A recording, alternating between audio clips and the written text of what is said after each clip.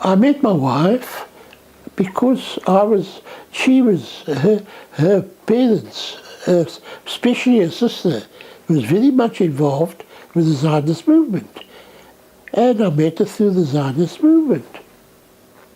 Simple as all that.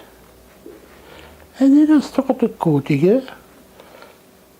I don't know if I should say to you this, but you know, I can't say that I've ever had a grand passion, nor did she, in a sense. She was a very quiet woman. I call her, she was an absolute stoic. She would never ever complain.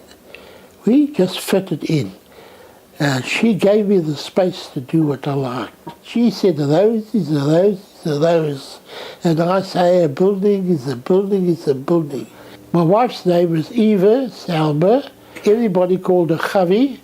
There were lots of Chavis in the family, as usual.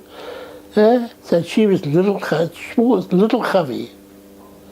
And had cousins who were other Chavis. So I remember one occasion when she was in hospital, she'd had a hysterectomy, and I sent her a big bunch of flowers, and I put a card from an unknown admirer.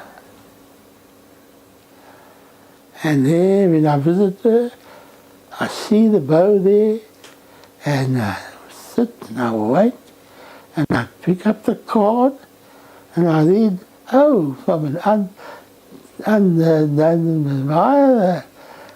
I said, I wonder who it is. She said, I know it's you.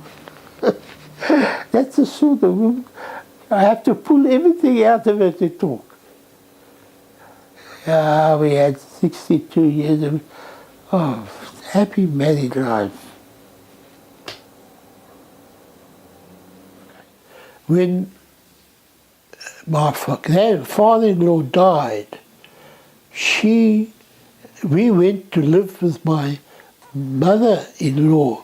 We did it partly, but that was only partly because it was financially easier, but mainly because I knew exactly what my wife would have done. She would be visiting and worrying about her mother all the time. Her mother was age 58, a hale and hearty and intelligent woman. But she came to us, and we lived together for 58 years till she became senile and put her into Highland's house. It was not an easy life from having a mother-in-law there. When we went out at night, went out visiting, she would never ever dream of a mother looking after the children. We would take her and deposit her somewhere with some friend, and around about 10 o'clock, when I'm just enjoying myself, we would get up and go and fetch her and take her home. And when you chastise the children, she would be hissing away all those years. And she had a front room, which had a toilet, which had a shower and everything, basin, and because there was a low pressure, when I was in the shower in the morning, she would turn the taps on, and either get scalded or be cold. Oh, she said, "Jumba, booba, booba." I'm not sure whether she did it on purpose. I'll tell you something about my children, only in what I think are a little bit eccentrics. Okay. My eldest daughter, Sandra, for some reason or another, she would never take a tummy as others, nor could I put the thumb into her mouth. She wouldn't want it. And that I thought was a bit unusual. And when she woke up, she would wake up in the night and cry. I would hear nothing. I was fast asleep. I would ask my wife what happened during the night. Then I bought a puppy. And when the puppy just whined, I was awake, not my wife. Isn't it funny how the mind works? You had the vision of duty. My duty was to look after the puppy, yes, looking after the daughter, and that was it. That's this one side, the one daughter. The other daughter, Vivian, she never crawled in the ordinary way. You know what she did? She crawled on her back.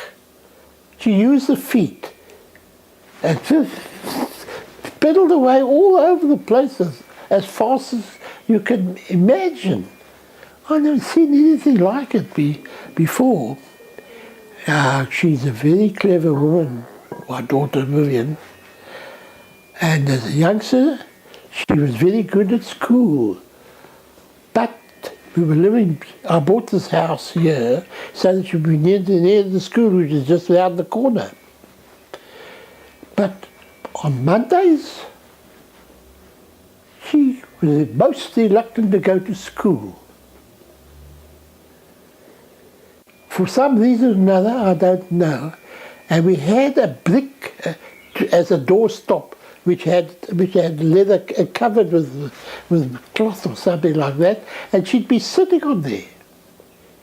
And I would have to pick her up and take her out into the street and say, go, and she would start crying, and 2 minutes later, on the way, nothing happened. I don't know why, it was Mondays, somewhere on a Monday. And that was also an oddity. She was a bit of the cheeky one. I remember chasing her up and down our lane. Yeah, and then Paul, my son Paul, I remember a lot of time when he was the youngest, of course, he used to lie in bed with us and I used to tell him stories and all sorts of things. He had a little bit of aversion to water for some reason or another, but unfortunately, in later life, he had a disease called the bipolar. You know what it is? Up and down. He suffered a lot. And I said when he died about 4 or 5 years ago, I cried for his life, not for his death. Vivian went to Israel. She went to Israel when she was about 20. There's one thing I never did, and that was part of my personality. I was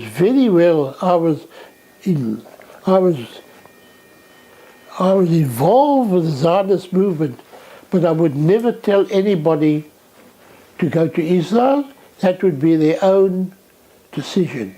I didn't tell my children to do that, but they decided to go. Vivian went in 1969, and Sandra and her family went in June in 1979.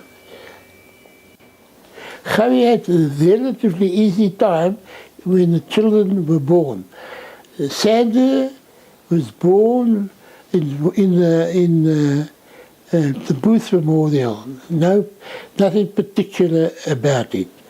Vivian was born, I'm not quite sure for the moment, I think somewhere in the hospital near the Booth. But when she was born, it was a fatal day in a sense for the Jewish community. They thought it was fatal. She was born on the day of the elections where the National Party came into power and Gerald Smuts lost his seats in Sanditon, and the Jewish people thought the roof had fallen. It didn't turn out that way, but it was a big change of government. And when we came to Paul's birth, I'm living now with my mother-in-law the first time, after my father-in-law had died. And now we have a baby.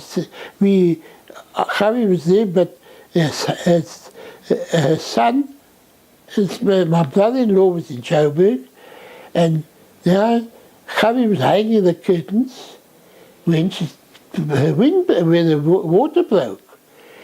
What am I to do now? I can't leave the kids alone. They're all youngsters.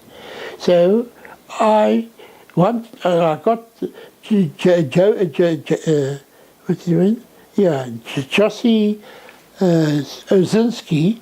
He was the anaesthetist in the team with Chris Barnard, the heart specialist.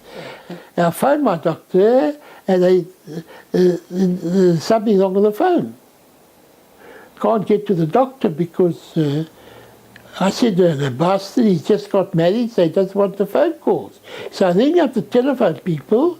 Now they say it's not a doctor's name. He had it in the name of his wife. So what the hell am I going to do? So I asked Josie to go and fetch him. So Josie went in the car to fetch him. He met a big dog in the grounds, but eventually he got hold of the Bisman, Dr. Bisman, and took him to the hospital where Javi was. And I looked at the watch, about an hour had gone. I thought, she's had a baby by now. So I phoned up the hospital, and he comes to the phone, and I said, what's happened? Is a baby? He says, yes, the baby's been born. I said to him, well, what is it, a boy or a girl? He says, I don't know, I'll go look. That's the story. This is no, wait a while. Dave, Harvey, the girls, and Paul. Correct? Yes, yes. Look how pretty she is. Good heavens. She's beautiful. Who's on the left? Yeah, over there. Yeah, who's the one on the left, the girl on the left? That's Sandra. Sandra, and then Viv is the next one, and then Paul is on the right. Yeah, and that's Javi there. Yeah.